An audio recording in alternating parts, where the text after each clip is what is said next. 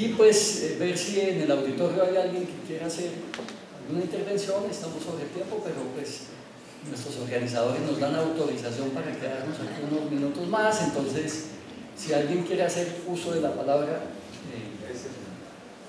es el momento. Si quieren hacemos unas 2 o 3 intervenciones y luego le damos unas palabras de cierre a Joan y a Julio. ¿Alguien se anima?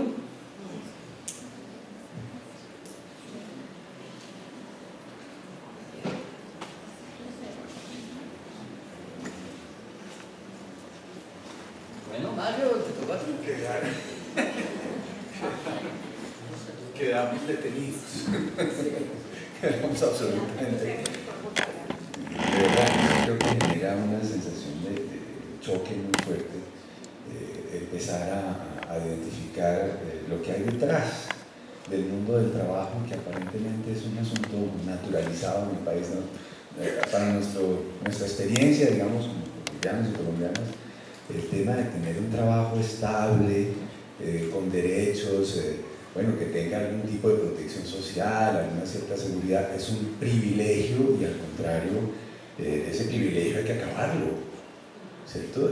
Tenemos como unos lugares comunes allí y claro que pues eso es una forma de naturalización y de hegemonía, de cierta manera de entender, pero pues claro que es dramática la forma como Julia presenta el caso sueco, porque no es solamente ya con ciertos rasgos marginales, no, sino decisión política de, ¿cierto?, ejercer control de cierta forma sobre la población.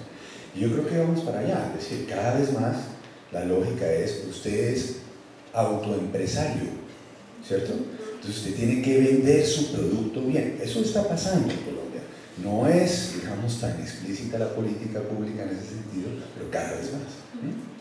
Entonces, bueno, el tema es que si estamos en una conciencia cada vez mayor de este tipo de cosas, si estamos en el reto de comprenderlas más a fondo en nuestros contextos, pues también estamos en el reto de ver qué podemos proponer, qué podemos construir como sociedad, qué tipo de pacto social y político podemos construir en medio de semejante fragmentación y segmentación de la vida que tenemos. ¿Será que esa es la ruta de construir paz, lo que estamos viviendo en este momento? ¿O hay alguna forma en que podamos como sociedad empezar a construir una ruta hacia la paz? No es solo cumplir unos acuerdos, sino qué tipo de sociedad es la que queremos construir. Yo creo que muchas gracias a ustedes por presentarnos precisamente todos estos elementos de juicio que yo creo que nos dejan un poco anonadados, pero también estimulados para profundizar en este campo. No sé si quieren alguien más hacer un comentario. Bueno, yo quiero hacer como más que es un comentario también, y es que a partir de lo que usted nos explicaba de esa discapacidad social, me puse a pensar en ese momento en el empleo formal, pero las personas que son diagnosticadas con enfermedad laboral y que por ciertos procesos se encuentran en procesos de reintegro laboral.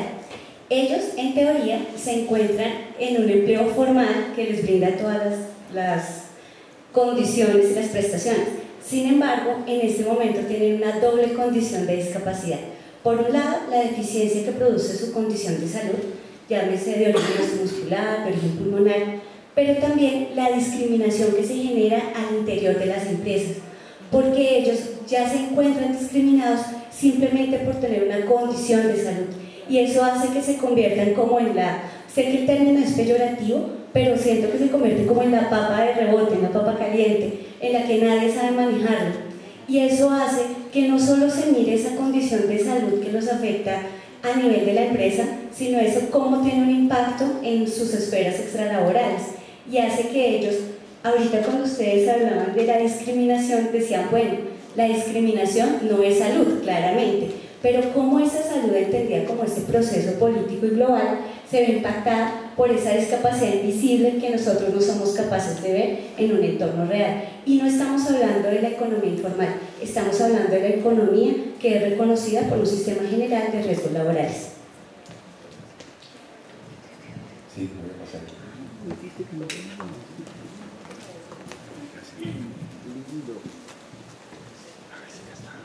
Bueno, pues también es un comentario de pronto hacia una relación sobre una frase que expone el doctor al principio sobre la precariedad violencia de género como factores para disminuir la natalidad.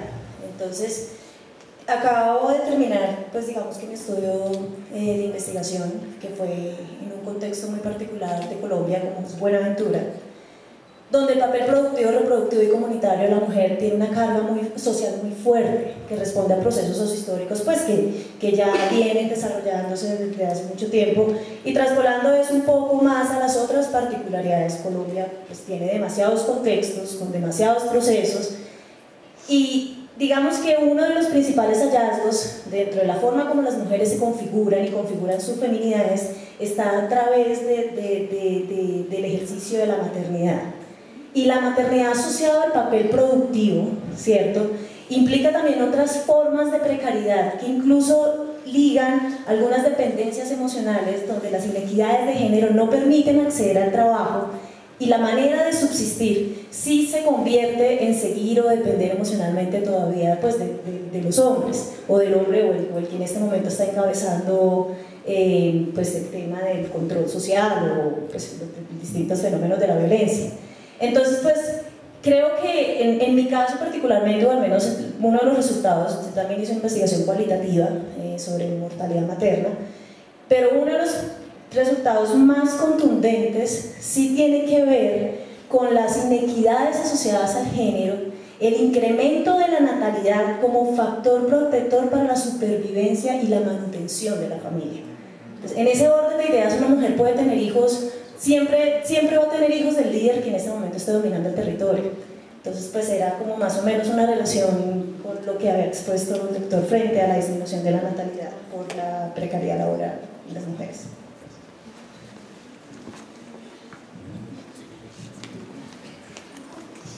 Una más y damos una intervención de ustedes. Bueno, buenos días. Yo quiero hacer una apreciación más relacionada con respecto al trabajo informal. Digamos, me parece importante la mirada que comenta la profesora Julia con respecto pues, a los sistemas de bienestar. Sin embargo, pues, en nuestro país, desde mi apreciación, nunca se ha logrado consolidar algún tipo de estado de bienestar como tal. Segundo, del total de los ocupados en Colombia, cerca del 52% se encuentra ubicado en algún tipo de economía informal. Eso quiere decir que más de la mitad no tendría acceso a ningún tipo de políticas que marquen en el trabajo. En ese sentido, me gustaría rescatar la parte de las políticas públicas, las que hace referencia la profesora, con respecto, digamos, acá a la realidad colombiana. Por ejemplo, acá para el trabajo informal existen políticas, existen sentencias que han ganado los vendedores informales con respecto al respeto del derecho al trabajo. Sin embargo, hago referencia específicamente a una política que es el decreto 098/2004, que por el cual se regula la recuperación del espacio público sin entrar en detrimento de los derechos del vendedor informal. Sin embargo, en la realidad, en los lugares de trabajo informal, se da cuenta que esta política, la Policía Nacional se la pasa, o sea, no la tiene en cuenta. Se han hecho procesos de socializar estas políticas, de que los vendedores informales tengan en físico su política, pero en realidad la policía o digamos en este caso los alcaldes locales, que son los encargados de la recuperación del espacio público, muchas veces no la aplican, muchas veces no ofrecen alternativas económicas a los vendedores informales, sino que su preocupación está basada en el espacio público. Entonces, en ese sentido, digamos, más allá de la generación de políticas públicas, también me parece importante pues, la socialización y de ese tipo de políticas públicas específicamente al vendedor informal. Bueno, muchas gracias, creo que ya tenemos que cerrar. Yo les haría a ustedes si quieren hacer muchas gracias a todos los comentarios y sugerencias, y por supuesto a Jairo por sus comentarios. Un par de cosas. Una, bueno, el comentario obviamente de la presentación tenía que ver con la precariedad, que es una parte de toda la complejidad que tiene que ver con el trabajo y el empleo. Claro, has hecho referencia al tema de CONED, que es todo un tema de debate que yo creo que hemos de mantener en algún momento con la calma suficiente, porque hay muchos temas. Obviamente cada cosa tiene su momento histórico. De hecho, el informe primero del CONED se hizo la idea era hacer un diagnóstico global, fue 1 año y medio de tiempo que tuvimos, ¿no? Luego tuvimos un poquito más de tiempo para hacer el libro. Ahí hay cosas que yo creo que permitimos, digamos, tuvimos la oportunidad de completar, ¿no? Salían temas de economía feminista, economía ecológica, el tema de la evidencia. O sea, hubo la oportunidad de ampliar, pero obviamente hay muchas cosas en el diálogo que hay que discutir y desde luego con las propuestas de Alames, los de Jaime Breil y demás. Desde luego creo que coincidimos en un tema muy claro, que es la discrepancia entre el debate teórico, como apuntabas, y la dificultad que tenemos de tanto de conseguir buenos indicadores, buenos datos, como luego hacer investigación empírica. O sea, esto es un reto descomunal. Descomunal por todas las dificultades, por todo esto, pero también por la complejidad brutal a la que nos enfrentamos desde el punto de vista de la investigación, ¿no? Desde mi punto de vista, si tuviéramos todos los datos, todo lo que pudiéramos, claro, yo me acercaría a una visión del tema que fuera una visión sistémica, histórica y política. Desde lo macro hasta lo micro y mezclándolo todo. ¿Y eso qué quiere decir? Quiere decir, por ejemplo, que, y mañana hablaré un poquito de estas cosas, hay que entender mucho mejor todo el tema de la informalidad, los entornos, todo esto es un mundo que todavía desconocemos. El tema dinámico y el tema histórico es un tema, cómo estudiar esas transiciones permanentes, o sea, hay un desconocimiento grande.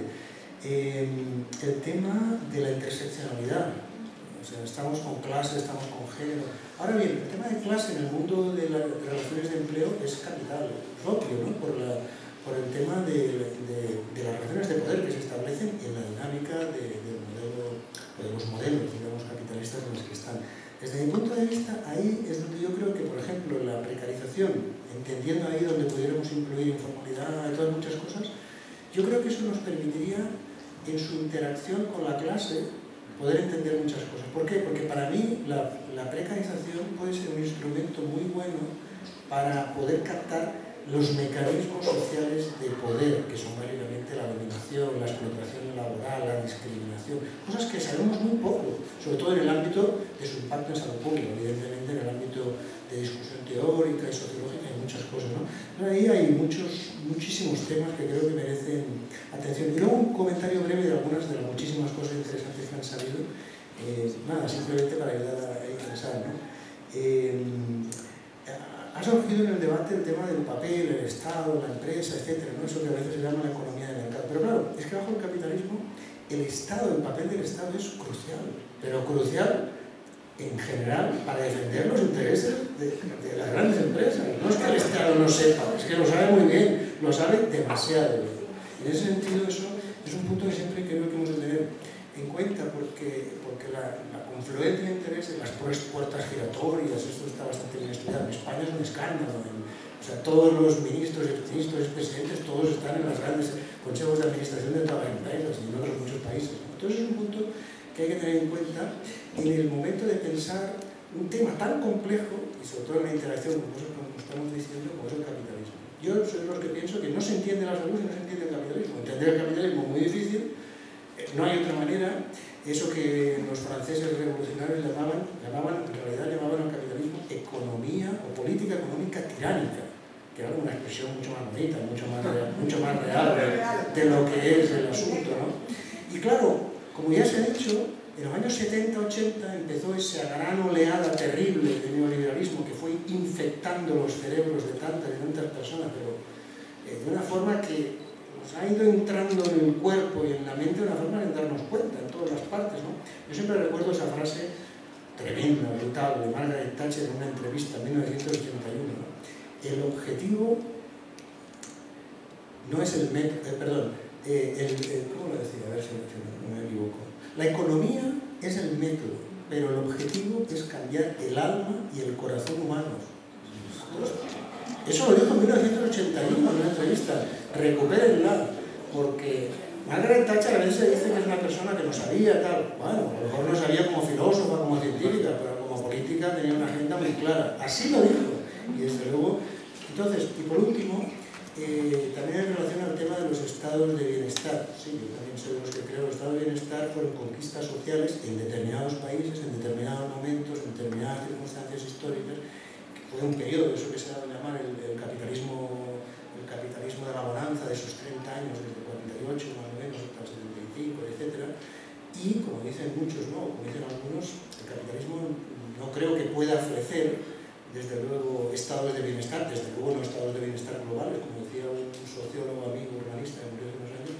Lo máximo que puede ofrecer son simulacros de bienestar, simulacros, y eso pues, tiene mucho que ver con otros temas que nos alejan, pero que tienen que ver con la alienación y otras muchas cosas que son muy importantes. Y por último, por tanto, para mí el debate, yo creo que los estudiantes, y eso es clave, hay que entender el capitalismo, hay que entender muchas cosas, y desde luego la gran apuesta de futuro, me parece, es si es posible democracia bajo el capitalismo. Yo soy de los que creo que no. Democracia en un sentido mínimamente desarrollado, ¿no? Una cosa es simulacros democráticos, que es otro tema.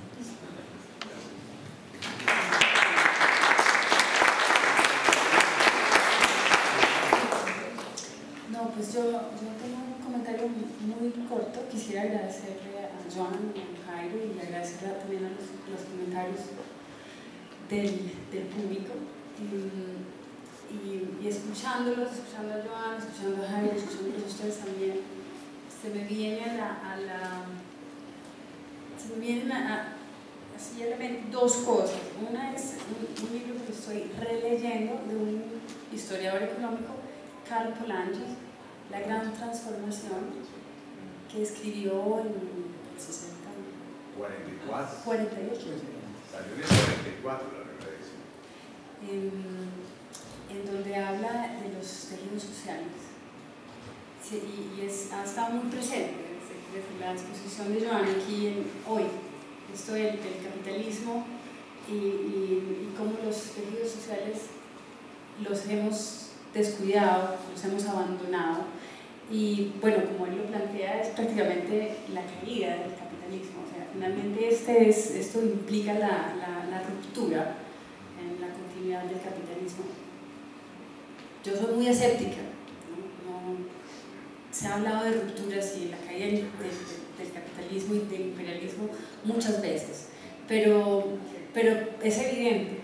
En Colombia, sobre todo la realidad colombiana, bueno, la sueca, ya la conocieron un poquitico hoy, es muy evidente esto de la carencia de tejidos sociales, el descuido de los tejidos sociales. Y es un llamado, porque yo siento que el país está en un momento, puede ser un momento frágil, pero también es un momento como decisivo, y un llamado a hacer una mirada crítica a Europa. Yo pienso que Colombia, América Latina, ha sido, en cierta medida, ha seguido de una manera esclavizante los modelos europeos. Y estamos en un momento en que quizás podamos construir algo propio. Y eso haciendo una apelación en tu comentario, Jairo, en cuanto a los modelos de bienestar. Existen los modelos de bienestar, ¿no? Es el sueco, pues ya vieron, ¿no? Entonces, yo creo que estamos en un momento en donde, les digo, es un momento frágil, pero también es un momento en donde quizás nos dejen construir algo propio. Eso, ¿no? Gracias.